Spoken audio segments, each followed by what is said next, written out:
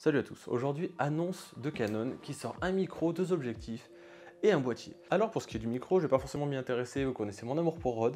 Je vous mets des vidéos juste là si ça vous intéresse d'avoir mes reviews dessus et on passe directement aux objectifs. Alors il y a un 16 mm f2.8 STM qui est sorti, j'ai pas forcément d'avis dessus, c'est pas forcément un objectif qui va m'intéresser mais sachez que ça va sortir. Ensuite il y a un 100-400 f5.6 f8 IS, USM qui va sortir. Même chose que pour le premier, c'est pas un objectif qui va forcément m'intéresser.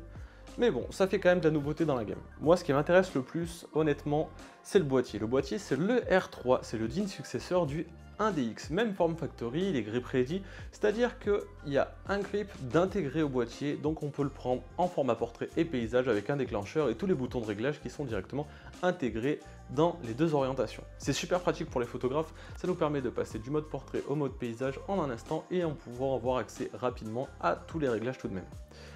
La vraie problématique de ça, c'est que le boîtier commence à peser lourd et sans objectif déjà.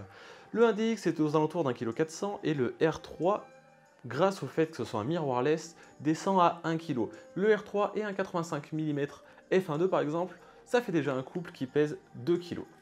Ça fait déjà un bon bébé au bout des bras, mais bon, ça reste une qualité quand même ultra haut de gamme. Le boîtier a des orientations photo, il a un mode rafale en 30 images par seconde, il a 24 mégapixels, c'est un bon compromis, ça permet d'avoir quand même des photos très détaillées et qui permet quand même d'avoir des photos aussi suffisamment grandes pour gérer convenablement les situations de basse lumière. C'est un full frame, ça j'ai pas forcément besoin de le dire, et surtout la grosse nouveauté de ce boîtier, c'est le mode de focus qui suit votre œil. Vous mettez votre œil dans l'œilleton et le boîtier va détecter quelle partie de l'image vous regardez pour faire instantanément le focus dessus.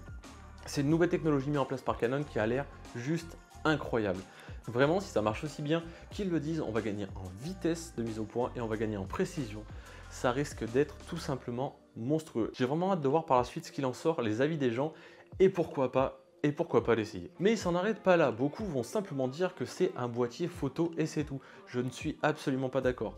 Le boîtier a des specs ultra lourdes en photographie, c'est vrai, il va être ultra compétitif en photographie malgré son prix élevé quand même, c'est un boîtier à 6 000 €. Alors 6 000 €, le boîtier nu avec une seule batterie. À savoir qu'une seule batterie vaut 250 € et qu'il faut de la compact flash ou de la SD, mais à mon avis pour les specs vidéo, il va falloir des compact flash qui sont très vite très chers. Si on prend une carte à 500 Go, c'est 500 € et une batterie en plus, c'est 250 €. Donc pour une grosse carte et une batterie supplémentaire, on est déjà à 750 € de plus. On se rapproche quand même vachement plus des 7 000 € que des 6 000. Mais ça reste un boîtier quand même très haut de gamme destiné aux professionnels. Pour ses specs vidéo, là aussi Canon a quand même vu les choses en grand, vu qu'il fait du 6K en 12 bits en RAW, donc ça fait quand même des fichiers ultra lourds mais ultra quali. Ensuite on a du 4K en 120 images par seconde en 4 de 10 bits. C'est les mêmes specs que le R5, la grosse différence c'est qu'il n'y a pas d'overheat annoncé.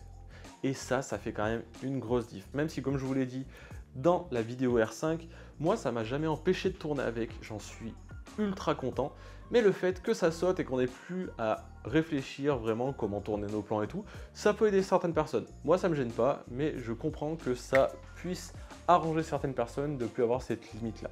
Et deux dernières petites specs qui peuvent paraître anodines, mais qui pour moi sont quand même relativement importantes.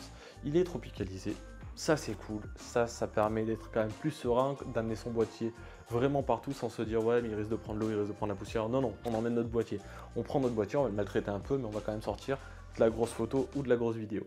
Ça c'est le premier point. Et le deuxième point c'est l'écran orientable qui à ma connaissance était absent sur son grand frère le 1DX Mark III.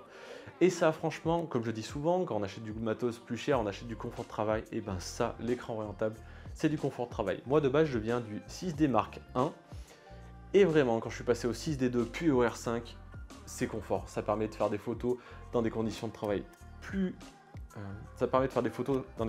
quand même nettement plus agréables et d'avoir un champ des possibles quand même un peu plus élevé. Voilà, j'avais pas grand chose de plus à dire, je vais répéter seulement les specs que j'ai pu lire, je vais vous donner mon avis, vraiment il me hype de fou, c'est exactement ce que j'aurais voulu sur le R5 quand il est sorti, le form factor en moins, mais c'est vraiment quelque chose que j'aurais voulu qu'il soit d'office sur le R5. Pas forcément de la 8K, mais de la 6K sans overheat, des choses comme ça, vraiment, ça m'aurait plu. Après, du coup, je suis pas à l'abri, peut-être dans un futur plus ou moins proche, voire lointain, d'en avoir un. C'est quand même un boîtier qui coûte des sous, qui n'a pas les mêmes batteries que mon boîtier actuel, et ça me gêne un peu. Mais par contre, vraiment, il me hype de fou, sans forcément parler de l'acheter, j'aimerais vraiment l'essayer. Ça, c'est un boîtier que je veux tester, que je veux emmener sur le terrain, voir ce que ça donne. Si vous avez vu l'annonce ou si vous apprenez la nouvelle seulement par ma vidéo, n'hésitez pas à me laisser votre avis. Vous êtes peut-être d'accord avec moi, peut-être pas forcément. Peut-être que pour vous, c'est un boîtier photo qui fait un peu de vidéo ou autre.